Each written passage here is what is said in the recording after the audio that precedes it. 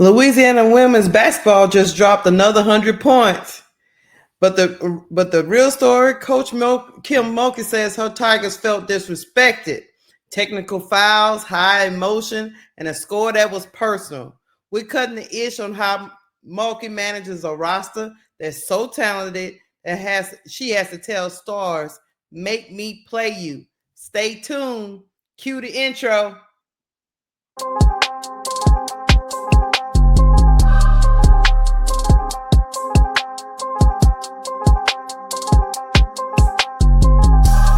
Welcome to Cut the Ish, Real Talk Sports, where we strip away the fluff and get straight to the heart of the game.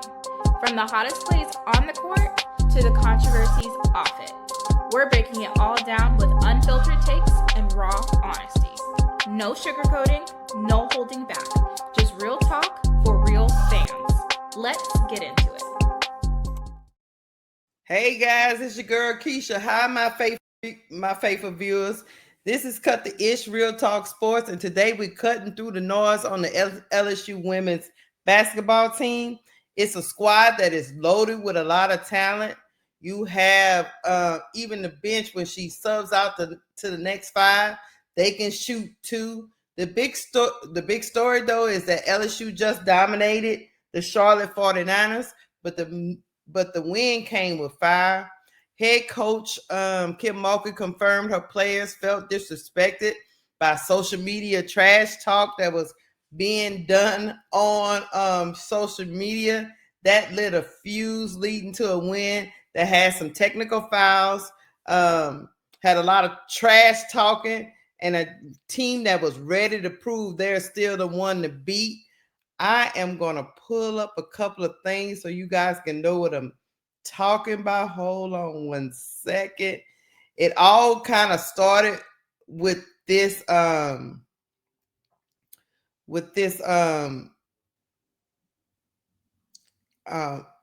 TikTok, I want to say that happened, and I think I think they'll probably never do that again, because here it is. They had did a TikTok saying us dancing because LSU finally finna play some competition. It's what the Charlotte 49ers players were doing before the game. I guess they were kind of challenging us, saying that we got a cupcake schedule and they about to put us in our place because they are not going to be cupcakes, where they end up still losing by 50. I'm going to go to what Kim had to say about her team being fired up for this game. Here we go. We had too many technicals, but I want to give you a little background, okay? They took it real personal with all the stuff that was on social media. I think we probably laughed about it, and I probably trash talked them and cut up with them and do what we do. We have personalities, but it wasn't like that's the most important thing in a scouting report. They were all aware of it. They were fired up. With that many technicals, I usually am going to lose it or I'm going to sit you. But it was bulletin board material and it fired them up. And that was too many technicals. If you're going to play great teams, you can't have that. But I wasn't surprised. I have those kids send the social media stuff to me. I don't see any of that unless it's sent to me. And it fired them up. And if I was a player, I'd be fired up too. I always look for ways to motivate. Mm-hmm. You can find things to put on a bulletin board or say to kids to motivate them, to get them just a little bit more pumped up. Do it. Well, Kim, they definitely were pumped up. That's what I would say. Even with the trash talking that went on at the end of the game, everybody dabbed up everybody. Everybody was all hugs and all that stuff after it was over with. But it definitely was bullet material. I will say this. Let me get to this. The offensive LSU juggernaut that's going on right now 4 straight games over 100 points. This isn't about who is the most talented. It's about who plays best in Mulkey's system. And based on what Mulkey said after the Charlotte game, the answer is simple, and it's classic Kim Mulkey. The rotation is decided in practice. I'm gonna go through some of the numbers so we can. It's an unprecedented offense for LSU right now. 114.5 points a game is leading the nation. 4 consecutive 100-point games. New standard for the Tigers. The Tigers are just 1 game shy of the all-time school record, proving this isn't a fluke. 1 more game, and this team will shatter that record of consecutive 100-point games. It's not just the big 3, 7 players in double figures. Against the Charlotte 49ers, 7 different Tigers scored 10 or more points, perfectly illustrating the team's distributed talent. The big 3, whereas the big 3 we call it at LSU is Malaysia Fulwiley, Michaela Williams, and Fulwiley. Fulwiley led all scorers with 22 points, including 3 trays in the second quarter. Michaela added a smooth 18 points, continuing her role as an elite scorer.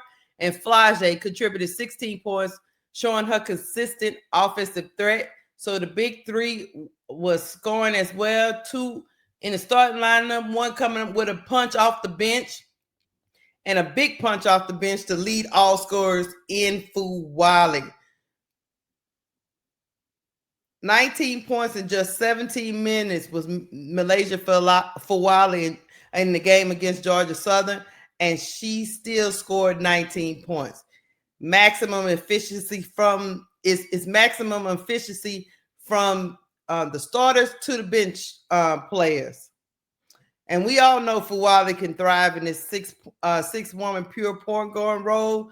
She provides instant high efficiency offense when she steps on the court, directly supports Mulkey's culture. Fulwiley is still a playmaker. I mean, there was a play during that game where it was just spectacular to see her go to the basket and shift in midair. Same thing with Fulwiley. That kind of creativity around the basket is beautiful to watch. And also, Kate Caval is starting to, dare I say, grow on me, because I had question marks about her. The new transfer is making an immediate impact, averaging 9 rebounds per game, and establishing a dominant, much-needed post presence that the Tigers needed. Let me take this down. Now, this team has a lot of versatility, but let's dive into this new system, this system that Mulkey is running. She talked about it after the Charlotte game. The answer is simple. She wants the rotation to be decided in practice. I'm going to let you listen to a little bit of what she had to say, and then I'm going to break it down after. Here we go.